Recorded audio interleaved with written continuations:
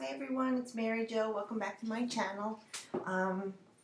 Today is the 12th of September and I'm doing a reading, a special reading for the new moon partial solar eclipse in Virgo, which will occur in our hemisphere in the continental US tomorrow on the 13th. I think in Hawaii it's happening tonight, but this is in Virgo, and Virgo is an earth sign.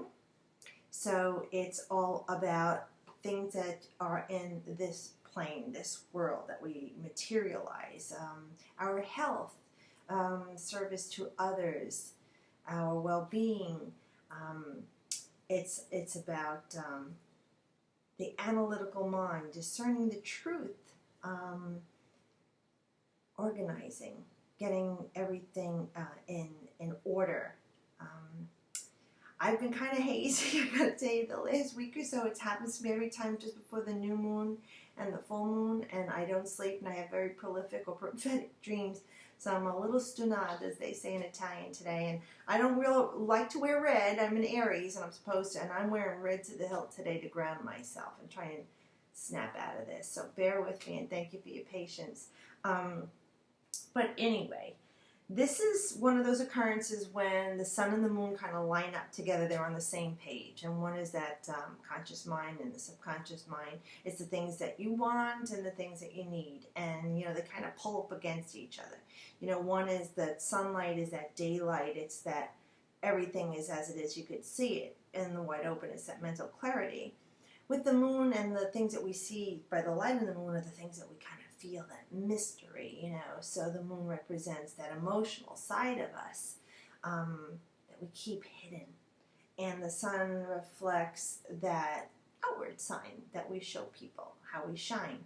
So this is one of those occurrences that they're on the same page and they're going to try and compromise and how appropriate, because Mercury went into Libra, and Libra is all about balance. And the last few readings we've had kept bringing up the Temperance card, such a beautiful healing card about balance and transmuting energies. So it's apropos that this is happening now. So it's all about transmuting these energies, compromise, balance.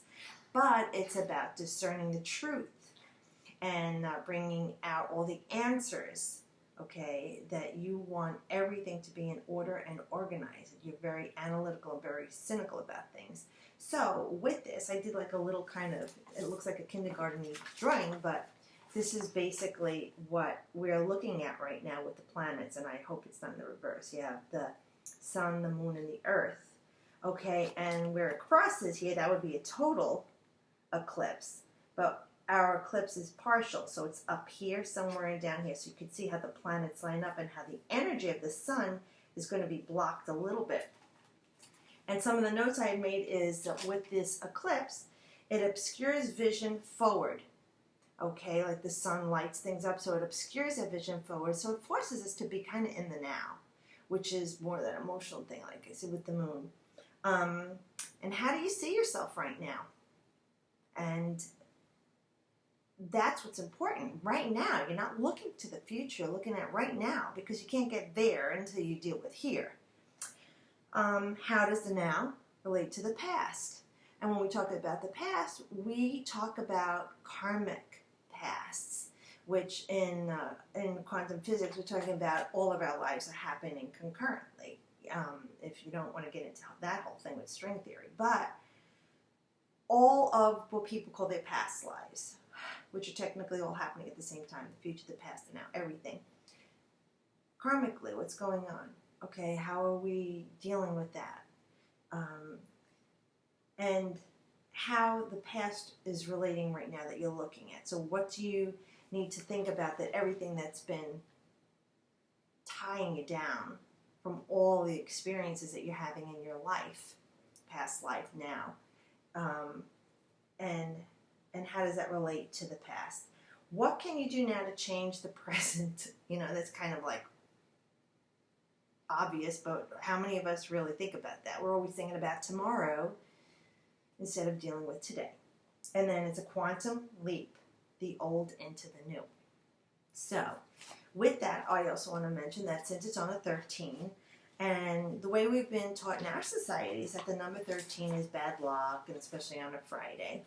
I'm Italian and Turkish Greek, and the Italians believe that 13 is a lucky number at Sant'Antonio, St. Anthony. So I was never afraid of 13.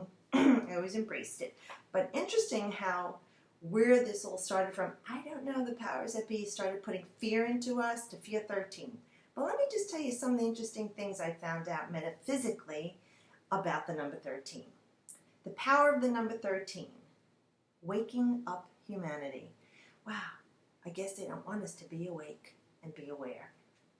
There are 13 spheres in Metatron's cube. That's one of the archangels. It's like the voice of God. 13 sacred keys to creation, 13 points activated in the light body, 13 energy centers of soul experience, 13 archangels of creation. They're the ancient healers. 13 levels in the DNA consciousness. 2 strands of physical, 11 energetic bodies of DNA. Earth is 13 hertz, 0-point field. You know, that's our number. We're vibrating and sending out to the universe and resonating to. And they want us to be afraid of that number. The Cardinal Grand Cross, through the power of the number 13, awakening people en masse to a higher wisdom, transcending fear-based societal, political, and religious frameworks. It's interesting because in the last reading we talked about that. Co-creating a new world founded upon love, compassion, and unity, which is beautiful. So those are all associated with the number 13. Well, I got my nose fixed. My mouth don't work. I'm just so tired. I'm sorry. But so it's interesting to think why and where certain things came up that they tell us to be afraid of, and yet this is a number that we should be using readily, repeatedly, and activating in our lives currently. So think about that for now. But onward to the reading. I meditated on this and asked Spirit to give me a reading for this eclipse.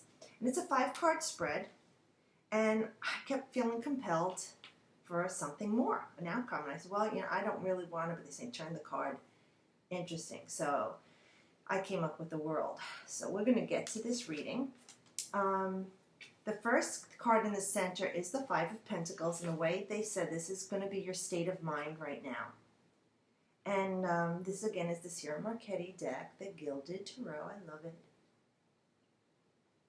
5s are a vibration of energy. The number 5, the way it looks, is like it could rock. It could go either way. It could fall on its face. It could rock backward, you know.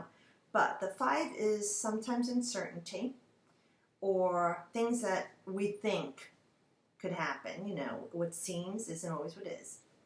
But with the 5 energy, it is energy, not, you know, it's ready to go. It's not fully developed into that 6, so it's ready to go somewhere. So you can go either way here. This card usually typically represents feeling loss, like you're losing your job, you're losing your home, you can't afford the mortgage, you can't pay the bills. How am I going to pay for my daughter's this or that? You know, oh, I'm going to get divorced. I'm going to have a breakup. You know, all these negative thoughts of worry and doubt. And the Pentacles are our health and wealth, also education. So you can be worrying about your schooling. I'm going to fail. And it's all these things that aren't, but you're thinking of. And these are things in the physical plane, in the material plane, okay? So with this card in the state of mind position, it's saying a lot of us are focusing right now on this feeling of how are we going to continue? How are we going to keep doing the things that we're doing? Things are getting harder. Things are getting tougher. I'm out of balance. I can go either way. I don't like this instability. I need to be stable. I need to be grounded. The 4 is that grounded completion, like the box solid. The 6 is that nurturing, feminine number of like Venus. Okay, it's family, it's love, it's homes. Here you're just so uncertain here, but just look at it this way. It is the 5. It can go either way. What are you going to make the 5 do? Is it going to fall on its face, or is it going to stand up, you know, and be able to go with the flow, rock back and forth? So most of us, it looks like, are in this state of mind of fear and worry. But, you know, Spirit's always there to guide us. And we need to keep our thoughts in a positive, there goes my